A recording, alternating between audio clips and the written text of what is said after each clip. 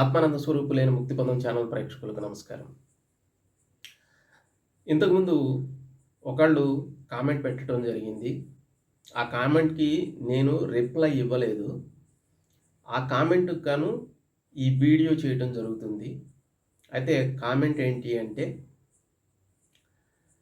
లాహిరి మహాశయులకి, షిరిడీ సాయిబాబాకి మధ్య ఉన్నటువంటి సంబంధం ఏమిటి? లాహిరి మహాశయులు షిరిడీ సాయిబాబా గారికి దీక్ష ఇచ్చారా?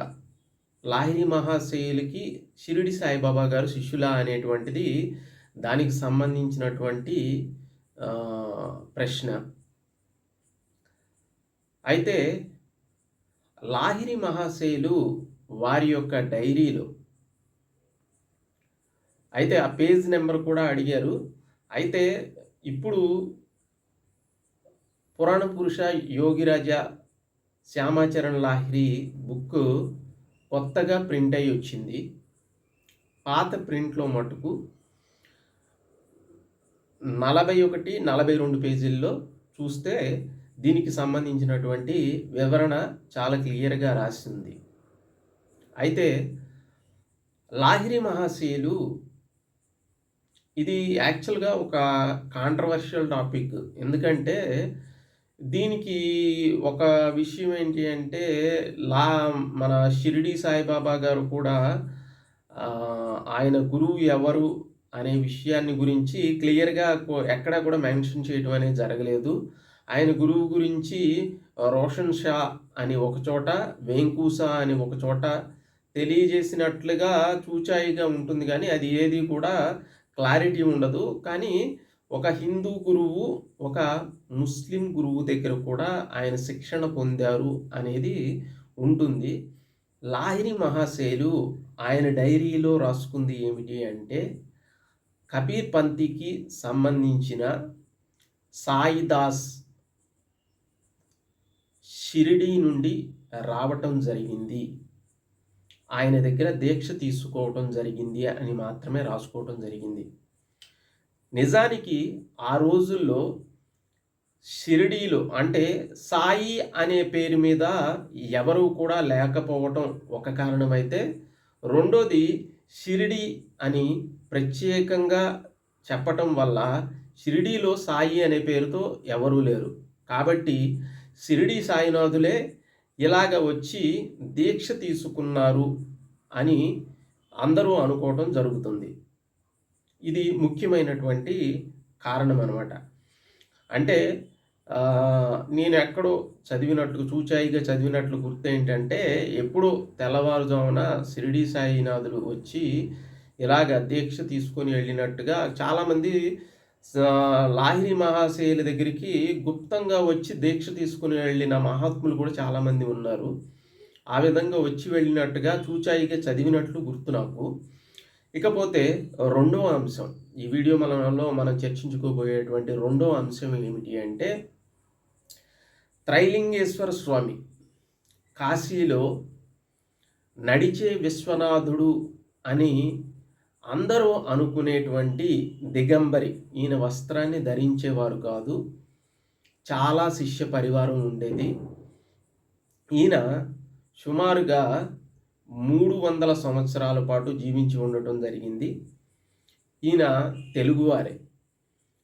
అయితే ఆయన ఒకానొక సందర్భంలో ఆయన శిష్యుల్లో కొందరు లాహిరి మహాశయుల్ని ఇలాగా కాశీలో మరొక గొప్ప యోగి, దిగంబర యోగి ఉన్నారు, ఆయన పేరు త్రైలింగేశ్వర స్వామి, మీరు తప్పనిసరిగా ఆయనని చూడటానికి రావాలి, మీరు గృహస్థు కాబట్టి, ఆయన సన్యాసి పైగా దిగంబరి కాబట్టి ఆయన మీ ఇంటికి రాలేరు అని చెప్పి తీసుకొని రావడం జరుగుతుంది. ఆ సందర్భంలో త్రైలింగేశ్వర స్వామి శిష్య పరివారంతో, చుట్టూ కూడా శిష్య పరివారం కూర్చొని ఉంటారు. మధ్యలో దిగంబరిగా త్రైలింగేశ్వర స్వామి కూర్చొని ఉన్నారు. కూర్చొని ఉన్నప్పుడు ఆయన మౌనంలో ఉన్నారు. ఏదైనా విషయం ఉంటే పలక మీద రాసి చూపించేవాళ్ళు. దిగంబరిగా కూర్చొని ఉన్నారు. లాహిరి మహాశయుల్ని చూడంగానే వెంటనే లేచి నిలబడి లాహిరి మహాశయుల్ని హత్తుకొని ఆయన్ని కౌగిలించుకొని చాలా ఆప్యాయంగా చూస్తూ చేతులు పట్టుకొని చాలాసేపు కూర్చోవటం జరిగింది. కొంతసేపు గడిపిన తర్వాత అయితే అక్కడ ఉన్నటువంటి శిష్యులు వాళ్ళందరికీ అర్థం కాని విషయం ఏంటి అంటే, లాహిరి మహాశయులు గృహస్థు అని మటుకు అందరికీ తెలుసు. కానీ లాహిరి మహాశయుల యొక్క విశిష్టత గురించి కానీ, గొప్పతనాన్ని గురించి కానీ అక్కడ మన త్రైలింగేశ్వర స్వామి శిష్యులకి తెలియదు. అప్పుడు ఈళ్ళేంటంటే ఈళ్ళొక డైలమాలో పడతారు. ఏంటి ఆయనేమో గృహస్థు, మన గురువుగారేమో సన్యాసి, పైగా దిగంబరి, చాలా పెద్ద మహాత్ములు. ఈయన ఆయన్ని అంత స్వాగతించి అంత మర్యాద చేయటం దేనికి? ఇంత మటుకు ఎవరిని కూడా ఇంత మర్యాదపూర్వకంగా చేయటం అనేది మనం చూడలేదు. దీనికి కారణం ఏమిటి అని చెప్పేసి అనుకుంటారు. అనుకున్న తర్వాత కొంతసేపటి తర్వాత లాహిరి మహాశయులు వాళ్ళు వెళ్ళిపోతారు. వెళ్ళిపోయిన తర్వాత వీళ్ళు ప్రశ్నిస్తారన్నమాట. ఎవరిని? త్రైలింగేశ్వర స్వామిని వాళ్ళ శిష్యులు అడుగుతారు. స్వామి, మీరు ఎందుకు ఆయనకి అంత ప్రాముఖ్యతనిచ్చి, మీరు సన్యాసి, దిగంబరి మహానుభావులు, మీరెందుకు ఆయనకి అంత ప్రాముఖ్యతనిచ్చారు అని చెప్పేసి అడిగితే, ఆయన త్రైలింగేశ్వర స్వామి పలక మీద రాసి చూపిస్తారు. ఎవరైతే సన్యాసులు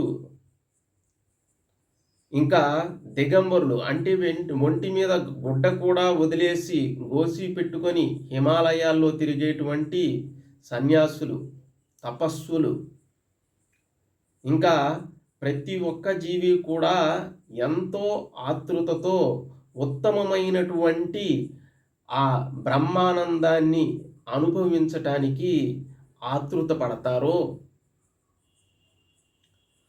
అటువంటి ఉత్తమమైనటువంటి స్థితి గృహస్థాశ్రమంలోనే ఆయన పొందారు. ఆయన అంత గొప్ప స్థాయిలో ఉన్నారు అని చెప్పేసి త్రైలింగేశ్వర స్వామి చెప్పడం జరిగింది. అయితే ఇక్కడ 2 అంశాలను గురించి చర్చించుకోవడం జరిగింది.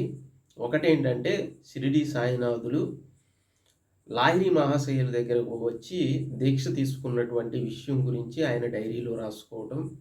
ఇంకొకటి త్రైలింగేశ్వర స్వామి లాహిరి మహాశయుల యొక్క కలయిక గురించి.